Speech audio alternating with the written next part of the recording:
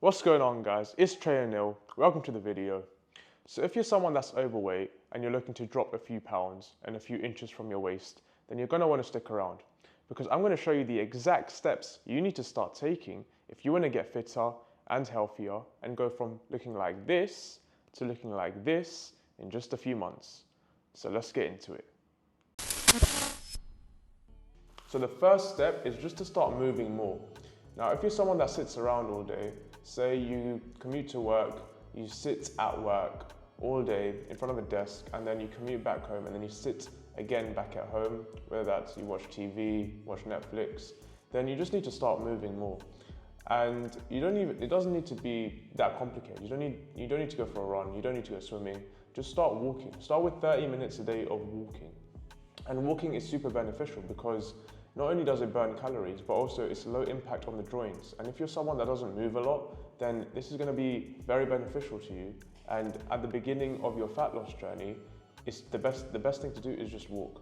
So just start walking 30 minutes a day, and you'll see how much of an impact it has within the first few weeks. And then you can start increasing the duration. Then you can start going for a 45-minute walk, then for an hour walk. And over time, you'll see how much of a difference it makes to your health and your fat loss journey. So the second step is to be more aware of your nutrition and start eating better quality foods. Now, if you're someone that has a lot of takeout foods and eats a lot of processed foods, your macronutrient ratio is going to be imbalanced. And it's more likely you're going to be having more fats and more carbs. So you're going to be in a calorie surplus. Now, if you start eating more whole foods and better quality foods, then your macronutrient ratio is going to be more balanced. You're going to have more protein in your diet, and that's going to make you feel more satiated. And therefore, you're not going to want to keep eating more and keep craving more junk food, more sugary food. It's going to keep your insulin more controlled, and you're not going to keep craving bad quality foods. So stick to more whole foods in your diet. Just start implementing that into your diet. You don't need to start tracking calories just yet. Just start implementing more whole foods, more better quality nutrient dense foods, and you'll see how much of an impact it has on your health and your fat loss journey as well. So step number 3 is to get a good amount of sleeping at night. Now, the amount of sleep you require is dependent on the person, but for me, anywhere between 7 to 9 hours is optimum. Now, a lot of you may not know this, but when you're actually hungry, you're not actually hungry, you're just tired, and it's your body releasing these hunger hormones that are making you more hungry. So that's why it's really crucial for you guys to get a good amount of sleeping at night, so the hormones are balanced. Now, leptin and ghrelin are hormones that regulate the feelings of hunger and fullness. Leptin actually suppresses your appetite, and ghrelin makes you feel more hungry. So when you are sleep deprived, the amount of leptin your body produces reduces, and the amount of ghrelin your body produces increases, and that's why you feel more hungry. So that's why it's so crucial for you guys to get a good amount of sleeping at night. So a good tip is to start winding down when the sun goes down, and that way you start getting ready for bed by 9-10 p.m. That's what happens to my body. I go to bed around 9-10 o'clock at night, and when the sun comes up, I'm fully awake straight away. And that really helps my circadian rhythm, and it helps keep my hormones in check. So step number 4 is to increase your water intake. Now, hydration is a massively overlooked factor when it comes to fat burning and fat loss. When I started off with my clients, a lot of them weren't drinking enough water. They were drinking maybe 1 to 2 liters a day, which isn't enough, especially if you're doing a lot of exercise and a lot of activity during the day. For me, the optimum level is between 3 to 4 liters.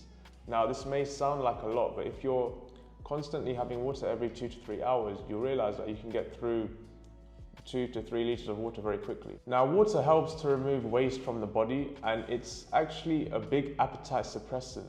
So if you're feeling hungry, just down a liter of water and you'll see that you'll stop feeling hungry. And it keeps you away from then eating more or even drinking liquid calories. And therefore, you'll stay in your calorie deficit and you won't overeat and get into a calorie surplus. Finally, step 5 is to reduce your alcohol intake or just stop drinking altogether.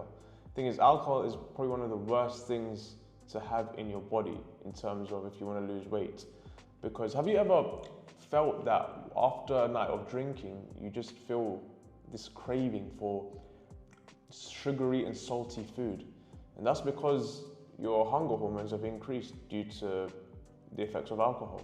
And that's gonna make you binge eat, because I've done that before, and I've done that so many times. After a drunk night out, your reactions slow down, you make poor decisions, and then you end up having a massive pizza or a McDonald's. So half of your body's energy will actually go into eliminating the ethanol instead of other chemical reactions, such as burning fat. Not to mention that alcohol is high in calories as well, especially if you go for these cocktails or even these mixers, and you're just going to end up really overloading your calories and getting into a calorie surplus. That's why people that go out and binge eat on the weekends end up losing all of their progress they've done during the week and just gaining extra weight.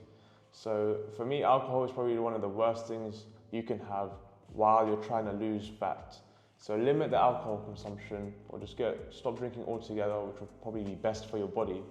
Stick to water, the only thing that you need to really drink, and you'll see how much fat you will lose. Especially if you're someone that does go out and drink quite occasionally, then you'll see there's going to be a massive difference in terms of how much weight you can lose. Guys, if you enjoyed this video and you found the video helpful, then please like and subscribe to the channel. I'm going to be releasing 2 videos every single week, and you don't want to miss them. And remember, stay natty, stay clean, and peace.